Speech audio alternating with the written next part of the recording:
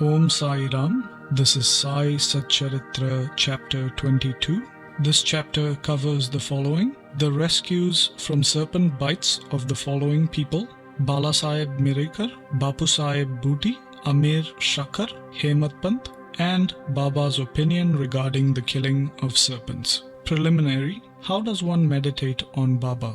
No one has been able to fathom the nature or the form of the Almighty. Even the Vedas and the thousand-tongued Shesha are not able to describe it fully. But the devotees cannot but know and look at the form of the Lord, for they know that His feet are the only means of their happiness. They know no other method of attaining the supreme goal of life except meditating on the holy feet of the Lord. Hemadpant suggests an easy way of devotion and meditation, which is as follows. Look at Baba's posture. See how fine it is. He is sitting with his legs folded, the right leg across the left knee. The fingers of his left hand are spread on the right foot. On the right toe are spread his two fingers, the index and middle ones. By this posture, Baba means to say that if anyone wants to see his light, be egoless, very humble, and meditate on his toe through the opening between the two branches. This is the easiest means of attaining devotion.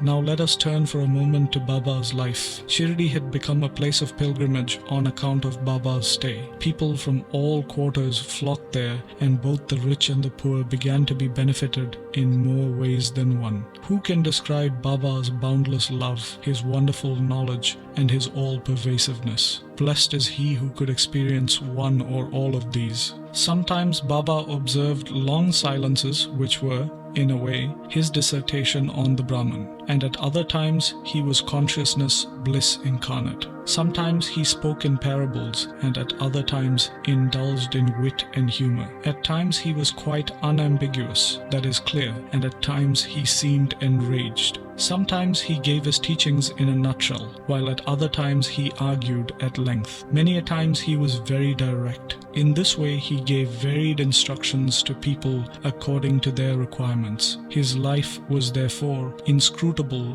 beyond the ken of our mind and beyond our intellect and speech. Our longing to see his face, to speak with him and hear his Leelas was never satisfied, and yet we are overflowing with joy. We can count the showers of rain and encircle the wind in a leather bag, but who can gauge or measure his Leelas? Now we deal here with one aspect of them, how he anticipated or forestalled the calamities of his devotees and warded them off in time.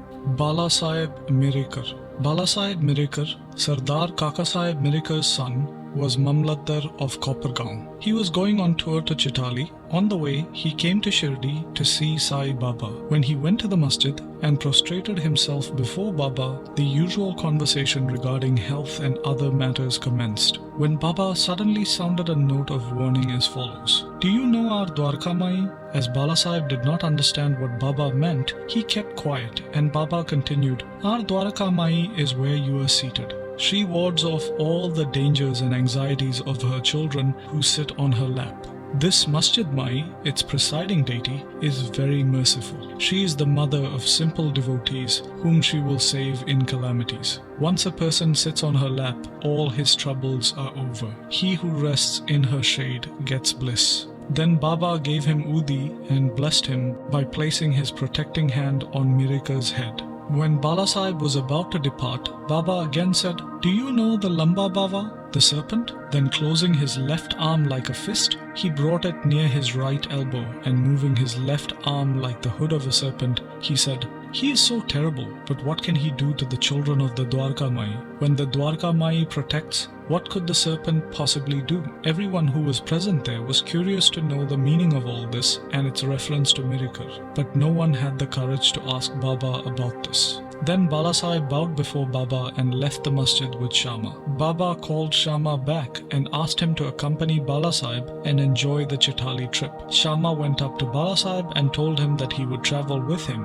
according to Baba's orders. Balasaheb replied that he need not come as it would be inconvenient. Shama returned to Baba and told him what Balasaheb had said. Baba said, All right, do not go. We should mean well and do well. Whatever is destined to happen will happen. In the meanwhile, Balasaheb thought over it again and asked Shama to accompany him. Then Shama went to Baba again and took his leave and left with Balasaheb in the Tanga. They reached Chitali at 9 a.m. and encamped in the Maruti temple. The office workers had not arrived, so they sat quietly in the temple chatting. Balasaheb was sitting on a mat reading a newspaper. His uparani or upper dhotar was spread across his waist, and on a part of it a snake was sitting unobserved. It began to move with a rustling sound which was heard by the peon. He brought a lantern, saw the snake and raised an alarm. Balasaheb was frightened and began to shiver with fear. Shama was also stunned. Then Shama and the others moved stealthily and picked up sticks and clubs. The snake slithered slowly off Mirikar's waist and was immediately done to death. Thus,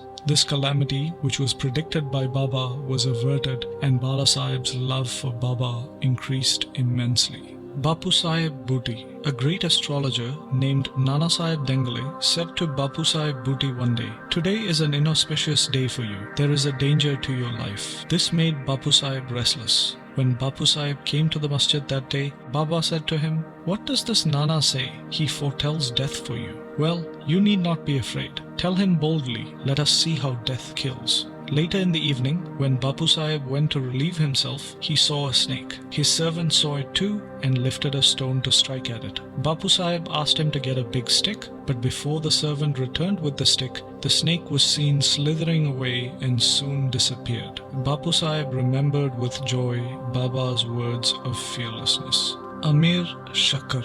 Amir Shakkar was a native of the village of Korale. He worked as a commission agent in Bandra and was well known there. He once suffered from rheumatism, which gave him a lot of pain. He was then reminded of God, so he left his business and went to Shirdi and prayed to Baba to relieve him from his malady. Baba then stationed him in the Chavadi, which was then a damp, unhealthy place, unfit for such a patient. Any other place in the village would have been better for Amir, but Baba's word was the deciding factor and the chief medicine. Baba did not allow him to come to the masjid, but asked him to remain in the Chavadi, where he got the great advantage of Baba's regular darshan.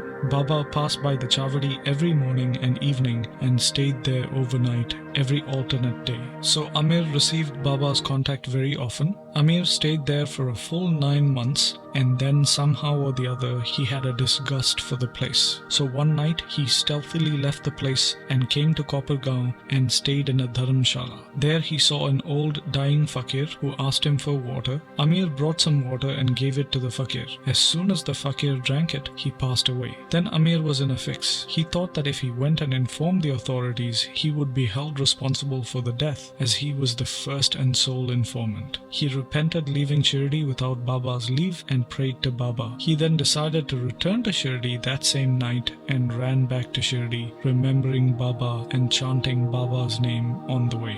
Then he lived in the Chavadi in perfect accordance with Baba's wishes and orders and was eventually cured. One night, it so happened that Baba cried out at midnight, "O Abdul, some devilish creature is dashing against the side of my bed." Abdul came with a lantern and examined Baba's bed but found nothing. Baba asked him to look carefully and began to strike the ground with his satka. Seeing Baba's Leela, Amir knew that Baba sensed a serpent had come there. Amir knew through close and long contact with Baba the meaning of Baba's words and actions. Baba then saw something moving near Amir's pillow. He asked Abdul to bring the light, and when he brought it, he saw the coil of a serpent moving its head up and down. The serpent was immediately beaten to death. Thus, Baba gave timely warning and saved Amir.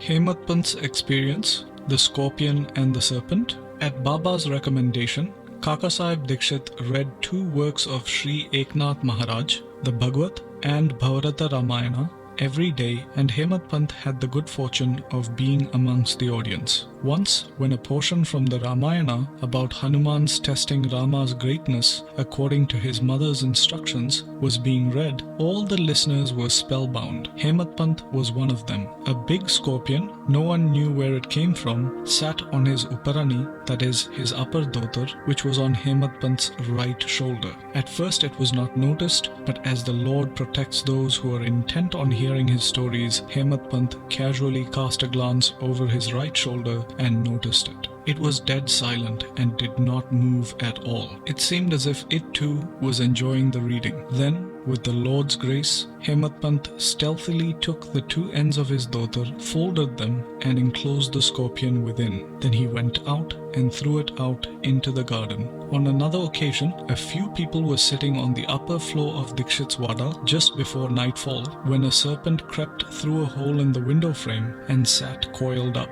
A light was brought and the snake was first dazzled by the light. However, it sat still and only moved its head up and down. Then many people rushed there with sticks and cudgels, but as it sat in an awkward place, no blow could be dealt. But upon hearing the commotion, the serpent went out hastily through the same hole. Then everyone there felt relieved. Baba's opinion regarding the killing of serpents. A devotee named Muktaram then said that it was good that the poor creature escaped. Hemadpant challenged him, saying that serpents should be killed. There was a heated discussion between them, the former contending that serpents and such creatures should not be killed, the latter that they should be. As night fell, the discussion came to an end without any decision being arrived at. The next day, the question was referred to Baba, who gave his opinion, which was as follows. God lives in all beings and creatures, whether they are serpents or scorpions. He is the master wire puller of the universe, and all beings obey his commands. Unless he wills it, nobody can do any harm unto others. The world is all dependent on him, and no one is independent. So we should take pity on and love all creatures, not engage in adventurous fights and killings, and be patient. The Lord God protects everyone. Bow to Sri Sai, peace be to all. And this brings us to the end of Sai Satcharitra chapter 22.